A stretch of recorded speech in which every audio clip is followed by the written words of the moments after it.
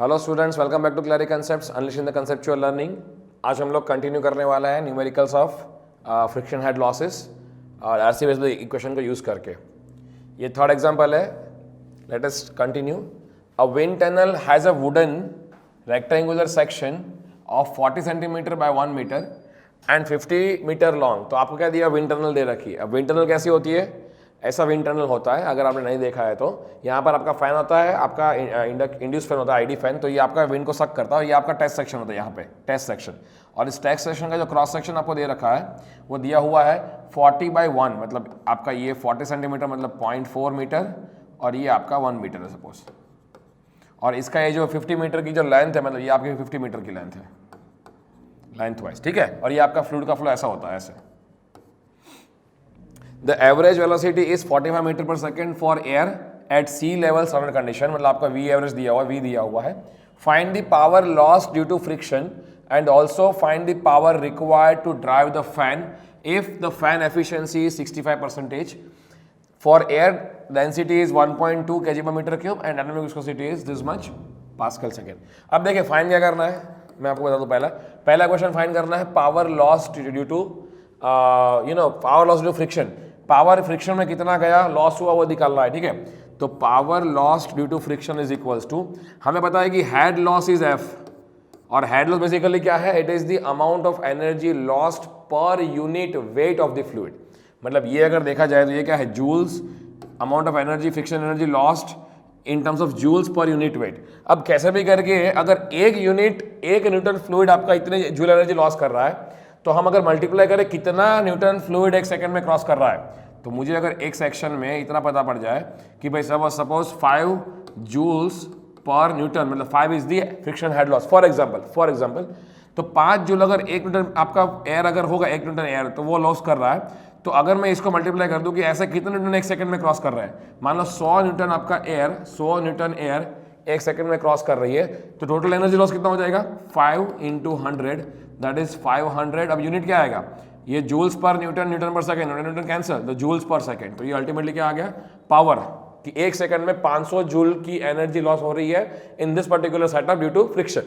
तो इसको मुझे मल्टीप्लाई किससे करना पड़ेगा? वेट के flow rate, that is newtons per second. तो वेट का फ्लो रेट क्या होता है? मास का रेट इंटू जी, वो वेट का फ्लो रेट हो गया, इंटू HF। मास का फ्लो रेट क्या होता है?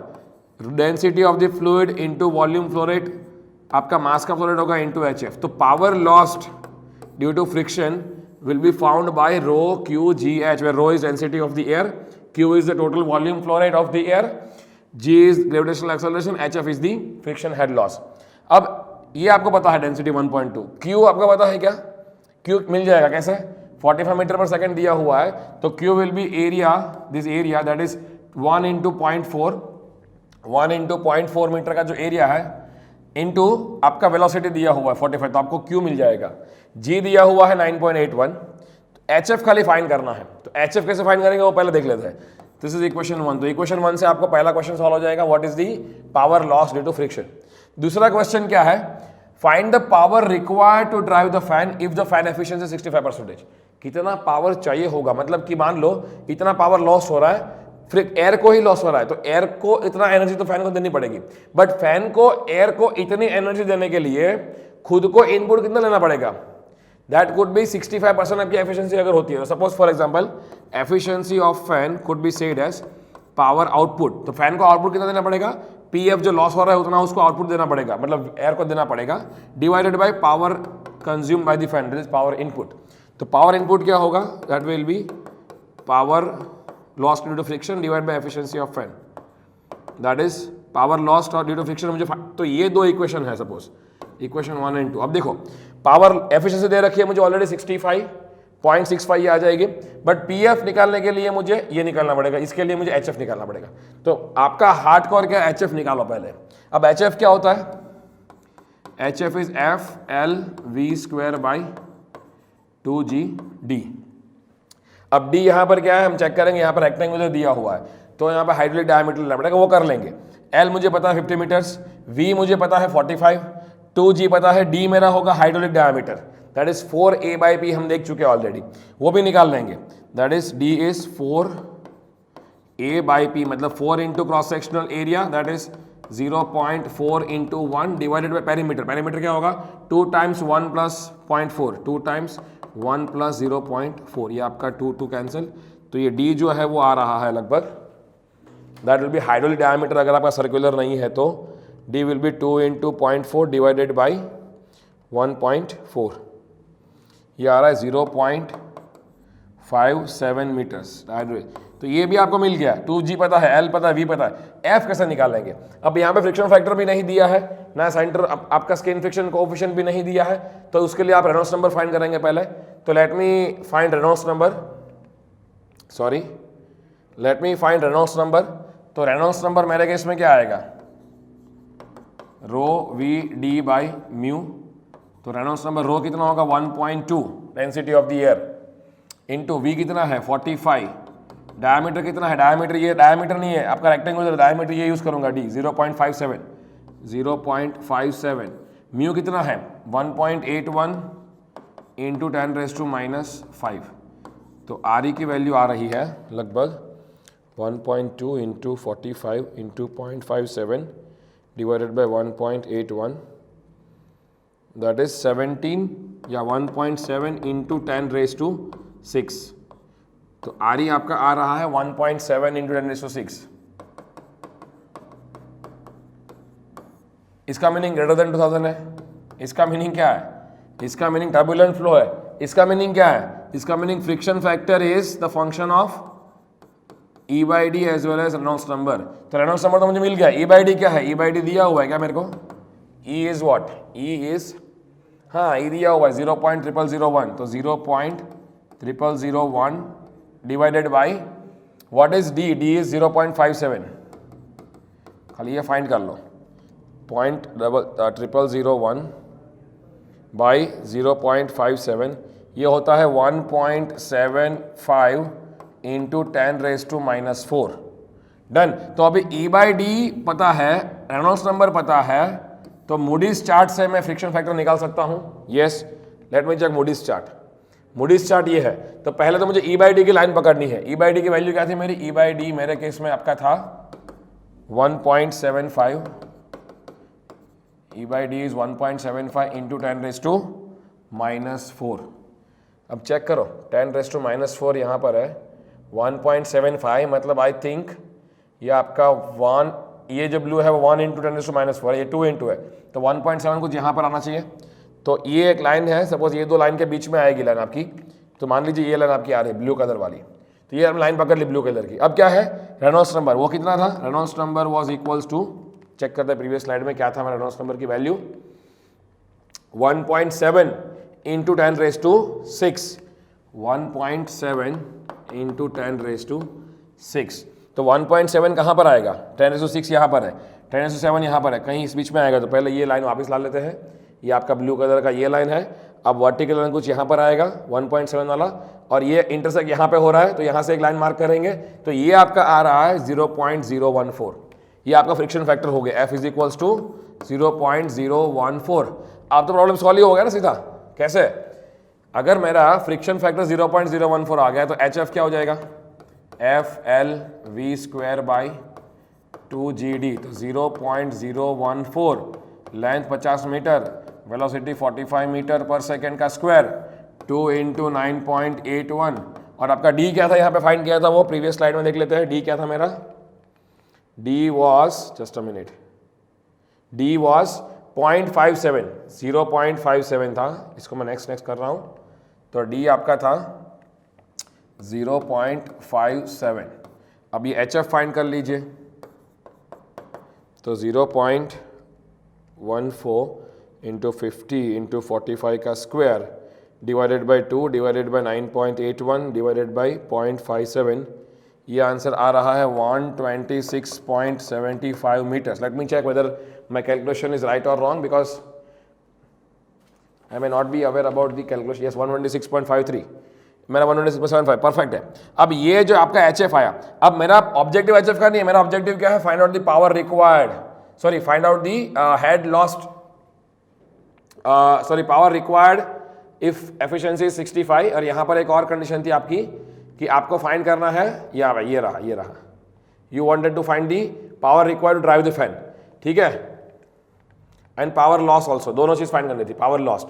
तो हम क्या करेंगे, पावर लॉस कैसे निकालने थे, हमने फॉर्मूला देखी थी कि power lost was equal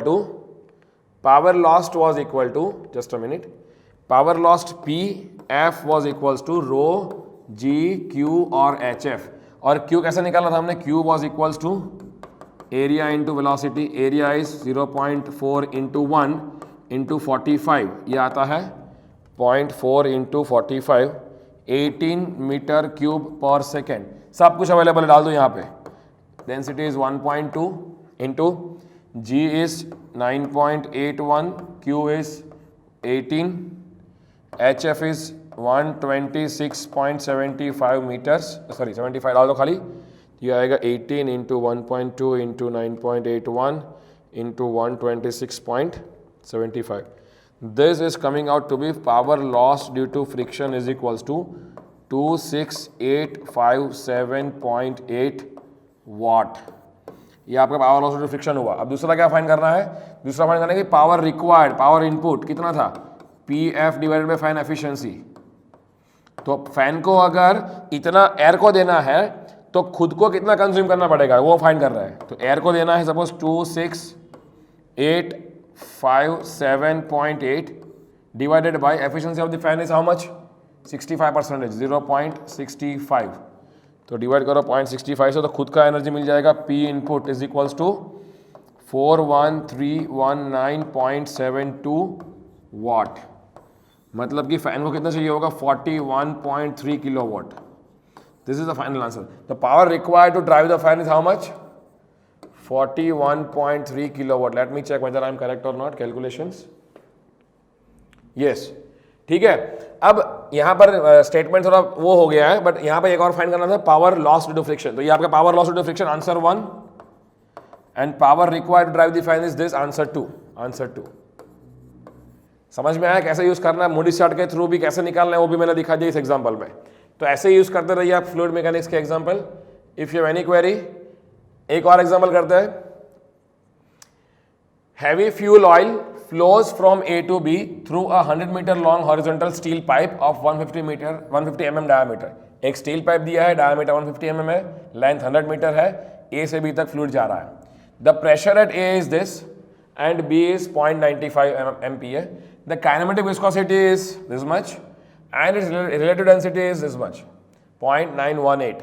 what is the flow rate of oil in metre cube per second, take a coefficient of friction as this. पहले तो हम निकाल लेते हैं क्या क्या दिया हुआ है। First is length is given to me as 100 metre.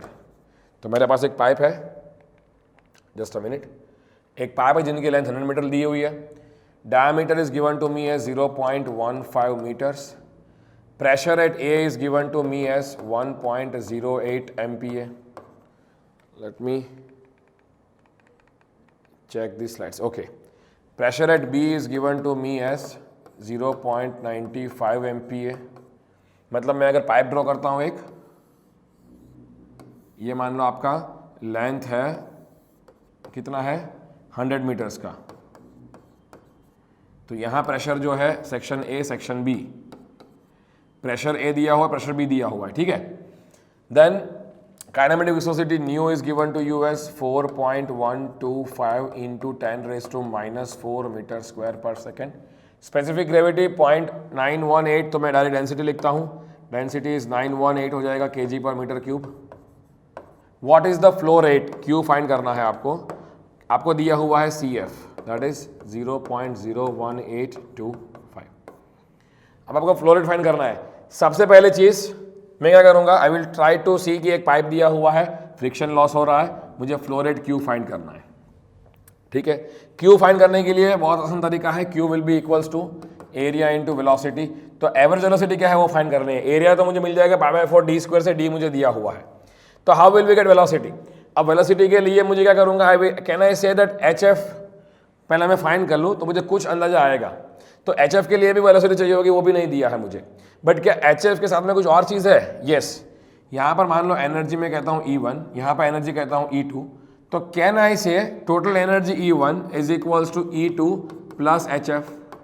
मतलब कि एनर्जी यहाँ पे जो थी मान लो 100 थी, यहाँ पहुँचते पहुँचते 95 हो गई, तो 5 जो थी वो कहाँ गई, 5 फ्रिक्शन लॉस वाली थी, तो 95 plus 5 can say to be 100, तो E1 equals to E2 plus HF, ये हमेशा याद रहे। तो हम लोग आगे भी कर चुके, E1 क्या है, P1 by rho G plus, अब मैं यहाँ पे A लिखता हूँ बिकॉज A और B मानते हैं हम लोग, तो PA by rho G plus VA और VB सेम होगा, right, velocity at A and velocity at B same इसीलिए होगा क्योंकि डायमीटर आपका सेम है, डायमीटर बदलता होगा तो आपका वेलोसिटी बदलेगी, because QA and QB both same होगी, तो QA भी सेम, QB भी सेम, एरिया तो सेम ही है A पे, AA VA equals to AB VB, तो आप एरिया कैंसिल कर दो इसलिए VA equals to VB, because area दोनों साइड सेम है, डायमीटर सेम है तो एरिया भी सेम, तो VA इक्वल्स टू VB, तो मैं खाली उसको V लिखता हूँ, VA VB नहीं करता हूँ, तो V square by 2G plus ZA equals to PB by rho G plus V square by 2G plus ZB, ये आपका एनर्जी 2 आ गया, प्लस HF। अब यहाँ पे देखो प्रेशर एट A और B आपको दिया हुआ है, तो मैं इसको लेफ्ट साइड लेके आ जाऊँगा, वेलोसिटी दोनों साइड से कैंसिल एंड आउट, तो pressure at A minus pressure at B, इसको यहाँ लेके आऊँगा, divide by rho G common निकाल लूँगा यहाँ पे, प्लस ZA, हॉरिजॉन्टल पाइप है तो Z एंड Z भी कैंसिल हो जाएगा सीधा, तो इज इक्वल्स टू HF। तो HF अभी क्या होगा, मुझे HF फाइंड कर लूँगा V, अब इस इक्वेशन में PA दिया हुआ है, PB दिया हुआ है, ये है, तो HF मिल जाएगा, तो HF क्या आएगा मेरा, PA is what, PA is 1.08 mega pascal, तो 1.08 10⁻⁶ mega but 10⁻⁶, PB is 0.95 mega 10⁻⁶, divided by rho कितना है, density of the fuel oil 918 into G is 9.81, find कर लो पहले, 1.08 minus 0.95 divide by 918 divide by 9.81 into 10⁻⁶, ये आपका आएगा HF इक्वल्स टू 14.43 मीटर्स। अब HF आपको मिल गया, अब क्या है HF equals to what, HF equals to F L V square by 2GD। अब इन सारे इक्वेशन में सब कुछ पता है, खाली F, ये आपका V ही अननोन है, आपका F भी मिल जाएगा। HF क्या है मेरा, HF इज 14.4 जो प्रीवियसली फाइंड किया, F मुझे पता है 4 इंटू CF, कैसे, क्योंकि मेरा यहाँ पे दिया हुआ है coefficient of friction, 4 into CF कर लूँगा, L V square by 2GD।